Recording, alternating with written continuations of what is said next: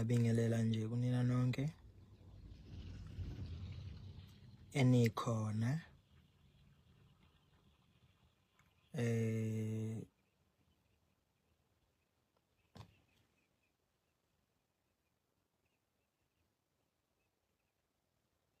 ngiyabingelela nje kakhulu.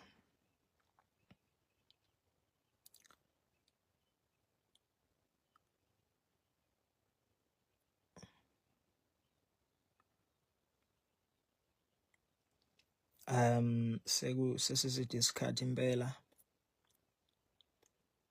yagcinana.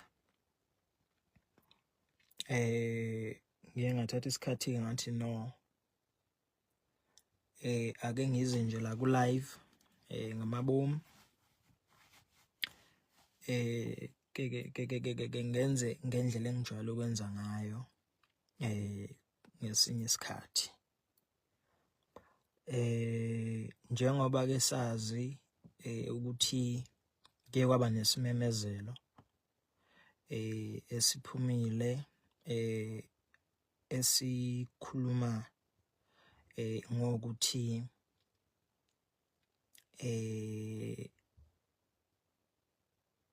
i-contract yethu ebesinayo ne-IGP inqamukile. Ayinqamukanga ke, iphelile. Ngiye ngathula ke ngabuka ke einkundleni zokuxhumana ngoba vele ke njengoba siphila izinto sithatha ngendlela engafani, simise ngendlela engafani, ezinye siyiphendukezele kanjalo kanjalo. So njengoba sengifika ke mina as umabhange mabili as i-bond free as usikweletu, mina ngizoshaya nje istembu, ngizoshayelela isipikili ukuthi cha, kahle kahle kukanjani, ngoba ngiyane ngingathandi uma kuphambaniseka inkulumo noma kube khona abantu abaphambanisa izinkulumo. Angikuthandi lokho. Ngiye ngithande nje ukuthi into mayiqiniso ibe iqiniso. Ngizoqala nje ngokuthi ngibonge kakhulu bafowethu since bengikhona since nje ngonyaka ka-2022. Ngicabanga ukuthi niyakhumbula ukuthi ngomhla ugonyuluka Ntandokazi yaMashenge. Kugonyulukwane akubukeki nokuthi umuntu wesifazane ubungena izinto zomgonyuluko. Amanye amakhosikazi aye emsebenzini, amanye abhizi emizini yabo. Kunenkosikazi nje ehleli ihlalele nje ukulinda abagonyulukayo. Ugonyuluka kokwenzani mona lokho? So niyakhumbula ukuthi ngamenyezelwa as i-artist elizosebenza phasi kwecompany IGP. Nangempela ke bafowethu sisebenze kahle kakhulu. I-agreement yethu bekathi u2 years.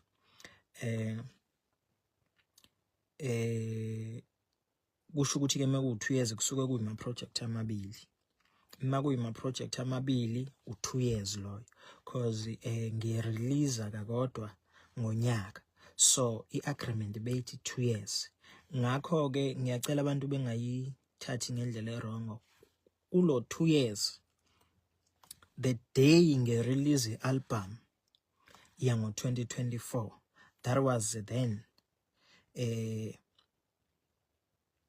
i-contract kwakufanele ngabe kuthiwa ngesikhathi kuphuma i-album ila i-contract yayiphele khona, ngesikhathi kuphuma i-album, because i-project yokugcina ezasivumelene ngayo. So sisebenze kahle kakhulu bafowethu nekhampani. Ngiye ngasibhala i-statement. Ngiyafisa ukuthi uNkulunkulu abagcine njalo, ababusise, abenzele konke okuhle abakudingayo, ngoba ngiyazi ukuthi kwesinye isikhathi kunomuntu othi mayikhuluma ngosikweletu akhuluma ukuthanda kwakhe ngoba usikweletu akamazi. Kuhle abantu baqagele. So uma ngabe sowuphile eduze kwakho usikweletu, uyambona ukuthi usikweletu umuntu okanjani.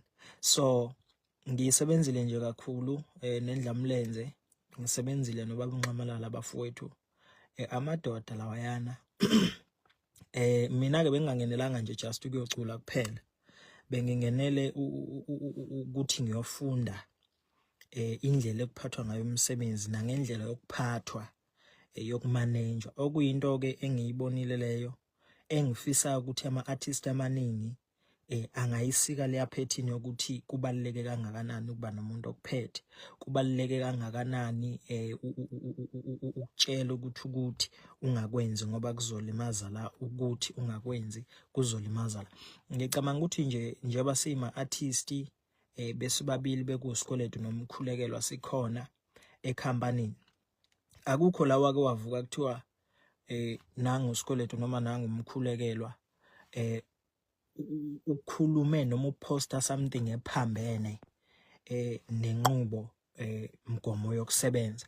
Izinto esisuke sikhuluma ngazo sisuke sikhuluma ngezinto eziqondile ezakhayo ezirelated to umsebenzi. Uma ukuthi kuyadlalwa sidlale ngalonto esidlala ngayo, nakhona ingabi personal komunye umuntu. So amadoda lawayana bafowethu sisebenze kahle kakhulu nabo. Mina bengiqala ukuthi makusetshenzwa ngoba ke sizingane besibuye sishayisa, akufanele ngasekufihle besibuye sishayise thina sithi vele sishayise. So masishayisa bese siyalungiswa, akukho la kwaphuma khona kuthiwa inangu usikweletu manje useshayisile besiyilungisa nje lonto, sishayise silungise njengeingane ngoba phela sizingane vele kahle. So siphume kahle nje, akho ngxabano, akho fuseki, akho ini, sinezinto esiyitholile ngokungena ekhampanini, sibenefite nje kakhulu. Ziningi into esiyibhenefithile, especially mina kuningi kakhulu, nomkhulekelo naye unokwakhe, kodwa nje esayidini lami kuningi kakhulu engikubhenefithile. Okunye kwako ngeke ngikwazi ukuthi ngihambe ngumemeza ukuthi hayi nginokuthi, ngoba kunezinto engingafisa ukuthi zivele kwi-media eziqondene nami noma engizenzayo. So ngiyacela ke bafowethu ukuthi namukele, no ungangena kodwa ungalokhuza, ngiyacela ukuthi namukele ningajiji inkulumo nizitshela mhlamba hayi kukhona la okwathintwana khona. Cha, akuthintwananga kuphela isikhathi, futhi mangathiwa kuyenzeka mhlawumbe njengoba umuntu ezorelease next year, makuthiwa kuyenzeka sibone ukuthi igap ikhona, next year singabuyela ekhampanini, because into esize ngayo kahle kuzosebenza thina la emculweni nje. Mina ezusikweletu ngizosebenza, angizelanga into eyiningi yabo. So uma ngisebenza nje kukhona umuntu ophambi kwami ozokwenza ukuthi lento engiyifisa ibe yiyo, kusuke kuphelile. Anginankinga, ngiyazi ukuthi omunye umuntu uzayithatha hayi usikweletu Mhlasimpe wathi ngesikhathi esayedwa kwakwenzeka ukuthi, wathi mase phasi kwekhampani kwenzeka ukuthi. You'll never know ezinye zezinto ukuthi yizini engizenzile, izini ezenzekile, nanokuthi ke mina ngikholelwa aphi. So njengoba ngisho nje, angisiyena umculi okukholelwa ekuthenini athi makuwukuthi ushaya ingoma afuna ukuthi abe umculo uvanzi. Angikholelwa kuleyo nto leyo. Ngikholelwa nje ukuthi uma ngisebenzile abantu bajabula, ngase ngithola imali ngaloko, kusuke kuphelile. Ngumuntu nje okanjalo. Angifisi ukuthi hayi nangu ngoba manje usesebenza nozibani kwazi kwathini. Cha, into engisuke ngizoyisebenza mina ngisuke ngifuna ukuthi ngisebenze ngithola imali. So for now ekhampanini i-contract iphelile, but we gave them i-platform yokuthi sicela ukuthi beqhubeke bewathatha ama-bookings wethu. Nakasikweletu futhi umuntu ofuna isikweletu uzoqhubeka abhukhe ekhampanini, akunankinga. And then sizosho, noma ngizosho mase ngithi hayi manje seningabhukha kumina straight, akunankinga. Mhlasimpe ngisho ukuthi hayi seningabhukha enambeni ethize le ngabe ngiyikhiphile ngaleso sikhathi. So ngichaza kona ukuthi akhona encane inkinga, akhona encane inkinga, yonke into nje i-right. Uma ufona manje uthi ngifuna isikweletu bazokutshela, bakunikeze quotation ukuthi le ndoda itholakala kanje, wenzelwe yibi invoice, mina ngiqhamuke entweni yakho. So kukanjalo ke bafowethu, akhona uncane nje olubi olukhona, siphila nje. leyo soft life esisayiphila. Laba kabathi kusilimazile ukusebenza phasi kwekhampani. Cha, ngicabanga ukuthi bashawa ulwazi. Mina as usikweletu nje ngiyazi mina ukuthi kungisizephi. 2021 kunabafowethu ababelalindela kakhulu ipage lami. Most yabo yakathi ithe isikweletu siyafisa ukuthi ukukhuthale ube ne-marketing kanjalo kanjalo. Those things namhlanje ngoba sengingene phasi kwekhampani sebekukhohliwe konke lokho ababekade bekusuggest ukuthi sikufisela 1 no 2 no 3 no 4, because izinto engiyitholile lezi ababezisho bona ukuthi ayisicela ukuthi ukwazi ukuthola kanje ukhuthale. I did that and I find that kwikhampani. So sekukhohliwe lokho, kodwa mina sengingathi manje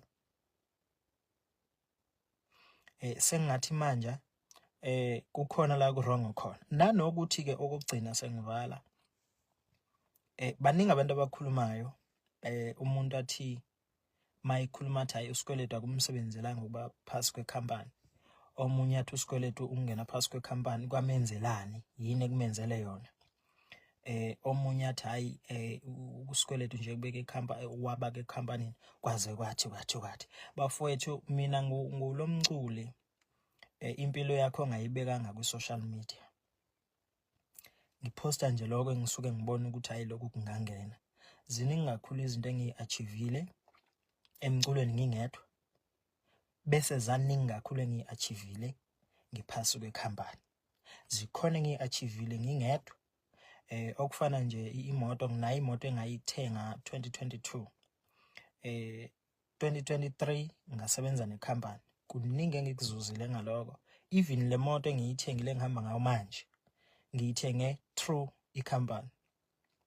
So kumnandi abantu uma kuwukuthi awusiyena uvanzi kakhulu kwi-media, ungayifaki into zakho kakhulu kwi-media ngoba bahlezi befisa ukuqagela, kube yibona abakhulumayo bethi hayi ukuthi akumsizanga ukuthi kumsizile. So nje akungiphathi kabi mina umuntu meyizothi hayi ukuthi kumsizile noma ukuthi akumsizanga, because imini owaziyo, uyabo, mina owaziyo ukuthi mina ngitholeni, kungisize kuphi, yini enginayo, imali ebengiyithola ekhampanini nengangiyithola ngingedwa ingakanani, uyabona, iza kanjani, uyabona. Ngoba manje mangathiwa sikhulume nje iqiniso, kukuthiwe ithini payslip yakho sikweletu. Mina ngine payslip mina ebenginayo ekhampanini. Khulekela ne payslip anayo yokuthi ngedate ethize siyahola. Eliphi i-artist eline payslip alikho, ngoba lizokutshela ukuthi hayi njengoba ngiyimele ngihamba ngiyokhipha imali kwi-digital platform kanje. Nayo sometimes lo mali ozothi uyafika mhlasimbe ayika-report ama-statements wakhona, unenkinga obhekene naye. So thina sibe sinayo iy'nsuku esazi ukuthi ngedate ethile, njenganawo osebenza kamlungu, uma ukuthi uyahola ngeyi-30 uyahola ngeyi-30, uma uhola ngeyi-15 uhola ngeyi-15, ngeyi-25 ngeyi-25. So besisebenza nje leyo ndlela leyo. Ngakho-ke abafowethu, abantu abaqhubeke bekhulume bethi ayisizanga ikhampani isenze 1 no 2 no 3 no 4. Lokho nje as long umuntu ekujabulisa, kumjabulisa lokho, it's fine, akunankinga. But we know thina ukuthi yini esiyibhenefithile, and engifisa ukuthi nikwazi ukuthi uyazi ukuthi uma uphila eduze komuntu onobuhlakani, uphila eduze komuntu ohlezi ngaso sonke isikhathi efisa into enhle, uphila eduze komuntu osazi istory sakhe, nawe uwe uthi noma ingqondo incane kodwa ushawa amahloni ukuthi njengoba ngiphile eduze kwalo muntu yena onengqondo engaka, uma kuwukuthi sengiyasuka eduze kwakhe ngiyosuka ngifundeni kuye. So whatever ozobuyenza ukuthi hayi angiyenze lento ngoba izomjabulisa naye mayibona ngiyenza. So njengoba ngisho nje kuningi thina mina nje sathi nami ngitholile ekhampanini, ngafunda futhi kona kunezinto engiye ngisho nabe ngafika ngahlala phansi nabo ngabatshela hey, uyazi ukuthi ningiphathe kwangisiza kakhulu ngoba kunezinto engiye ngiyibuza ukuthi if beningekho bengiyokhona na ukuzenza empilweni, kodwa ngokuzibuka ukuthi niyazenza nina ziyanisiza, nama ngijoyine lapho ngingathi mase ngixebuka kunina ngixebuke ngingenalutho. Fanele ngifunde ukuthi okay impilo ihanjwa kanje. Mase ngibuya sengisubmit ukuthi hayi nje bawenza ukuthi wendla mlenze nami ngenze ukuthi. Uyabona? Impilo uyifunda kanjalo. Uma uphika nomuntu okumuntu othenga inkomo noma uphila nomuntu othenga inkomo, niphile nje akukhombisa ukuphilela isikhathi. Mase nihlukana fanele uhlukane nawe uzazi inkomo, unayo inkomo noma unayo enye into oyibona ukuthi usika iphethini noma uyithanda inkomo kodwa ube na something ozothi ngokuxhumana naloya muntu ngibe nayo into kanje. So kusizileke mina kungisizile kakhulu ngine izinto enginazo even though ngeke ngihambe ngimemeza ukuthi kwaze kwawukuthi. So bafowethu noma abantu bengathini umuntu akhuluma athini, mina ngikhulumela mina nokukhulumela mhlasimpe okunye kwako umkhulekelo uyangena kukona. Niphinde futhi nalokhu ngaba interpreter wrong ulive engawenza. Bawu interpreter wrong bawenza wabo wangasabo wasikweleto bawushintsha bawubhekisa ngenye indlela engasiyo futhi.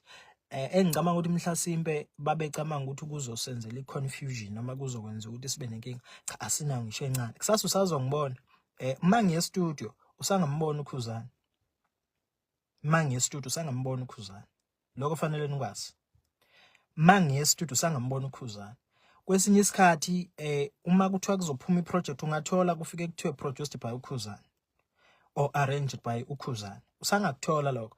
Ngobani asixabene siyakhuliswa kwathiwa madoda ake nihambe noshaya insizwa ke sibone ukuthi nizofike nenze kanjani. But sila emva kwenu asisukile. Ayikho into esingayikhuluma. Yabo.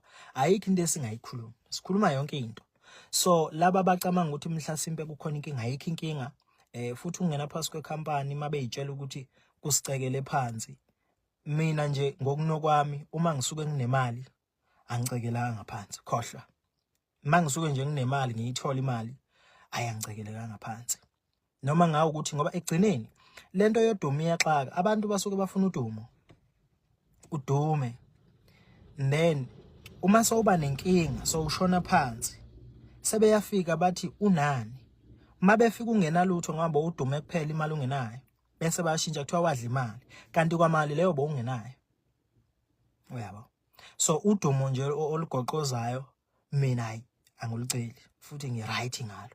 Mina the only thing engiyithandayo ngithanda ukuthi uma ngisebenza noma ngathiwa kusasa ngisebenza nobani kuthiwe mhlambe ngimanenjwa ubani noma ngathiwa igama mele ngayiphambili ku right but imali mayingena ngegama lami nomsebenzi wami done yona into engiyisebenzelayo leyo.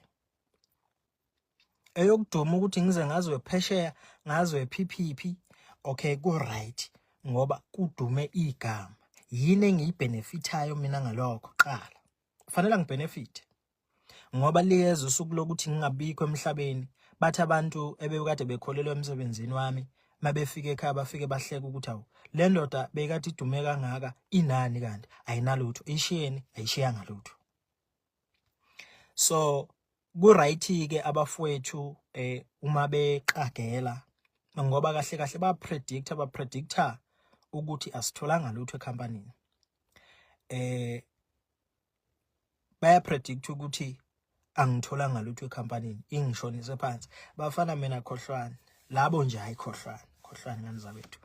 Ngiyohlela ngiphila ngalendlela nje ngiphila ngayo. Mina ngitheme ngifike endimeni ngangi-assist umfishi sisazwana namhlanje. Ngoba umuntu mayisuka ngenzela into eright sizwana and ngihleli ngim-appreciate ngaso sonke isikhathi. Baningi abantu engiclose nabo engihlele ngiba-appreciate even at this time ngizoba appreciate ngoba bangenzela into eyiqiniso. Mhla kukhona umuntu ongangenzelanga kahle ngiyophuma ngimela live ngithi kuwukuthi ngikwenzile lokho ukuthi okay kukwenzeka ukuthi nangu umfowethu ukhetho uncushela saba nenkinga ngaphuma ngamala ngoba ngase ngicasukile. Why ngazange ngiphume ngizothi why icompany yenza 1 no 2 no 3 no 4 no 5 no 6 ngizela live. ingoba ingihluphanga nganto uyabona ayingihlupha ngathi sisho ihlathi nje bafowethu eyingaka sizimpaha impahla ziyasiphuma angeke uzukhuluphaliswa ukuthi uyahlukunyezwa khohle so nje abaqhubeke bangiqagele nabahlaziyayo abahlaziya ngomculo wami abaqhubeke bahlaziye kodwa bazi into yodwa ukuthi mina uyohlela ungipredictor nje ukuthi okay kusho ukuthi kukanje ngoba ngeke uzungazi uma uzoza ngengqondo yokufisa ukufeza inhloso zakho ngeke ungazi uyongazi makuukuthi uyangibuka ungibotha okay lo mfana umfana kanje inhloso yakhe yile wenza kanje ilapho uyongazi khona kodwa makuukuthi ufisa ukuthi kube khona ingxabano ezikhona kwabanye abantu kanjalo nami ayikhohle bengithi nje ngidlulise lokho nganiza kwethu nisazobona sisebenzisana usazothola izinto ezinokhuzana phakathi zami mhlasimpe uthola ukuthi kuthiwa yini producer eingomeni zami sazokuthola lokho yabo mhlasimpe mekhonto epublishwayo usazothola ukuthi ukhona uyabo ikona ukuthi ke kusashaya isikhathi sokuthi umuntu akame isikhathi esinikezwe sona siphelile sisebenze kahle kakhulu akho ngisho encane inkinga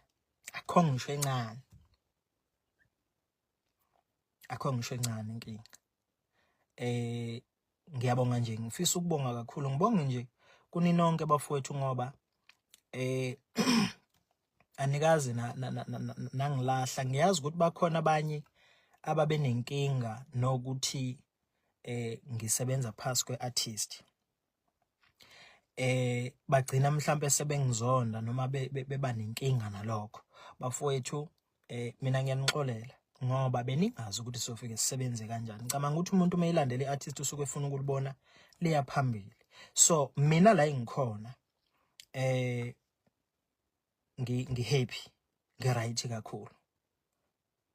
kakhulu ukuthi wena unenkinga neartist ebekade ngisebenza nalo okwakho lokho njengamanje ngizozimela ngizobe ngikhona ngiyimele ngiyazi ukuthi labantu futhi most yabebe bekade bethu why uphasi kwecompany bona futhi mhlambe bazoqala bangethuka akusho ukuthi njengoba ngiphume phasi kwecompany angizothuka ngisazothuka vele siphilela kona ukuthi sethuke angisezothukelwa manje ukuthi ngiphasi kwecompany ngizobe sengithukelwa nje ukuthi ngiyimele yabo so ngiyabonga nje bafowethu ukuthi ngiyazi ukuthi bakhona abalandeli beqiniso abafisa ukuthi babone iartist liprogressa liya phambili lokho ke engifike ngakuthola mina enginakho futhi ngizizwa nganelisekile ngezinga engikulona izinto enginazo ngoba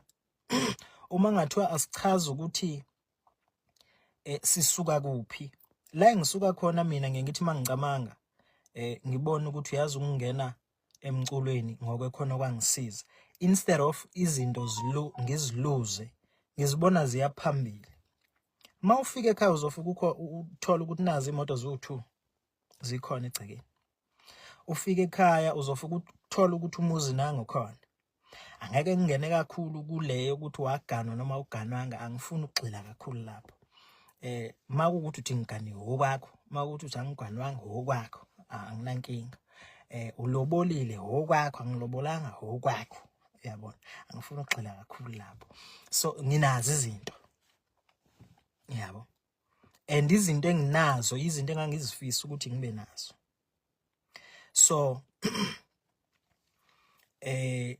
kusasa kuzothiwa wawu right useke company hayi manje uyanhlanhlatha usucula into ethile hayi usuculele amantombazane hayi usuculela amadoda ngenkathi ngike company wrong uke company so siphila leyo nto nje bafowethu siphila nje leyo nto so ngelonke nje bafowethu ngizobonga nje kakhulu ngiyafisa ukuthi nama artist amanye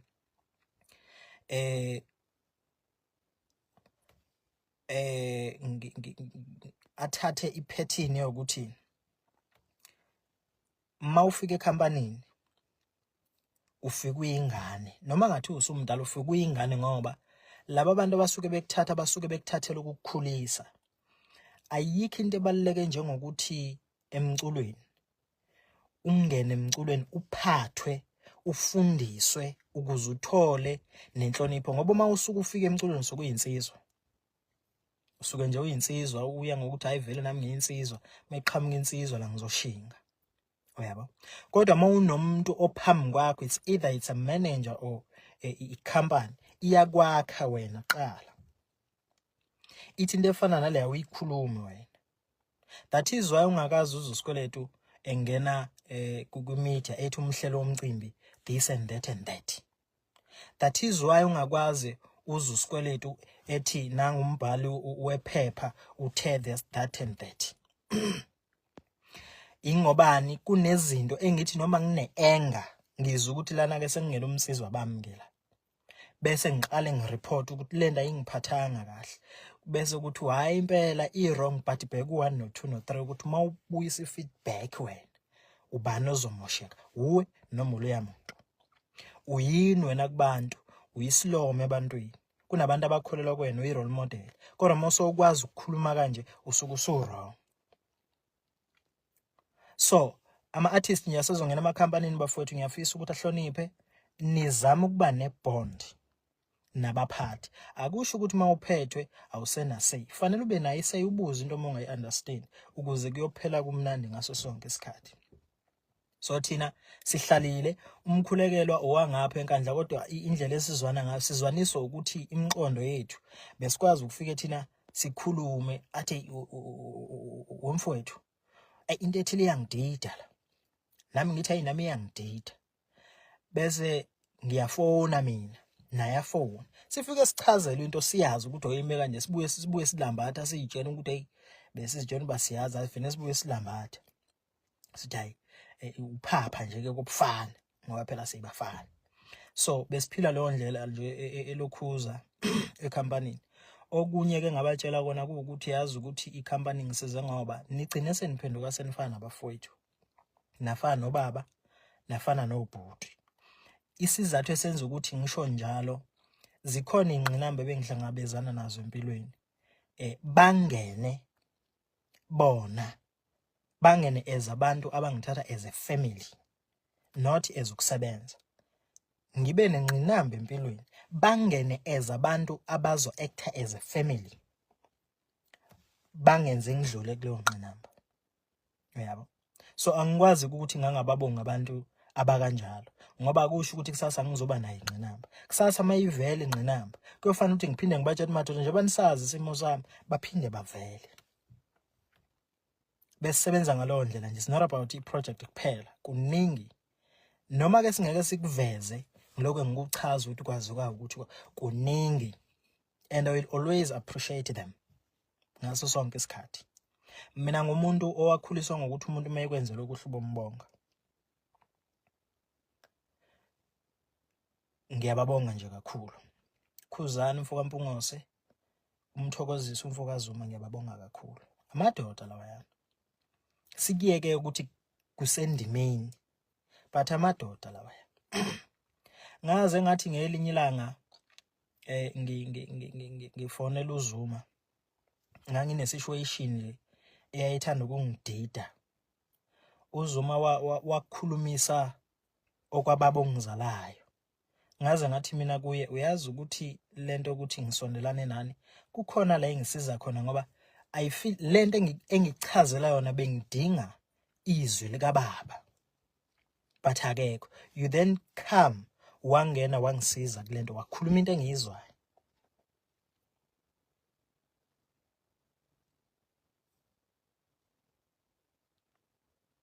So kukanjalo njengani zakwethu ngiyabonga kakhulu. Ngiyacela futhi ukuthi niqhubeke ningeseke ngendlela beningeseka ngakhona. Sikweletu kakusiyena umuntu wempi. Ngeke uzumthole empini. Ngeke futhi uzumthole entweni ehlanganisa abantu abalwayo.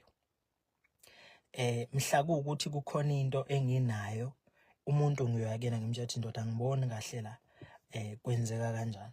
So ngumuntu nje onjalo into engiyizela emculweni ukuzocula nokujoka, ngoba kwesinye isikhathi siyajoka.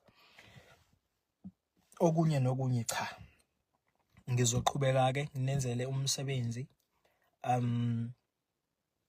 Okwamanje ngiphinde ngibonge futhi ngibuka lapha online, lapha ku-YouTube nalapha ku-Spotify. Niqale phansi manje indlela umculo wami esenuthenga ngayo angazi, noma mhlambe ingoba sengithathe lento. Ngiqale phansi nje nokuthenga ngendlela engididayo, angazi impela ukuthi nenza kanjani. Seke kuphela ilanga nje ngibona ukuthi ama-views akhuphukile ngo-10,000 views kanjalo kanjalo. So nganza ukuthi ngiyabonga kakhulu, uNkulunkulu anibusise, niqhubeke niseseke, niqhubeke futhi nisibonise uma singahambi ngakho. Kodwa engikufisa ukuthi uma kuwukuthi umuntu akamthanda usikweletu, angabese aphusha omunye umuntu ukuthi akazonda usikweletu. Uma kuwukuthi mina ngiphila noma tollgate noma ukhulekelwa, akusho ukuthi inzondo nayo towards mina, zonda nalabo abanye abantu abasecaleni, ngoba ukuphila kwethu awukwazi ukuthi sisuke sihlanganisene. So ngiyabonga kakhulu kunina nonke balandeli, ama-Blue Nation, ama-Red Nation, ama-Green Nation, ezigaba buthwasa lekhansela, ezemfezi emnyama, nonke bafowethu ngiyabonga kakhulu.